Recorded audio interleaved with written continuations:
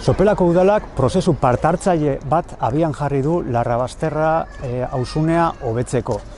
Prozesu hori EH Bilduk proposatu zuen 2020-2021eko aurrekontu akordioan, PSrekin eta PNVrekin sinatutako aurrekontu akordioan. Prozesu honekin, abian jarriko den prozesu honekin, ez gaude erabat ados, izan ere udal gobernuak ez gaitu informatu prozesu honen metodologia eta prozesu honetan aurkeztuko diren proiektuen inguruan. Hala ere, uste dugu prozesu hau oso garrantzitsua dela eta auzokideak animatzen ditugu prozesu honetan parte hartzera.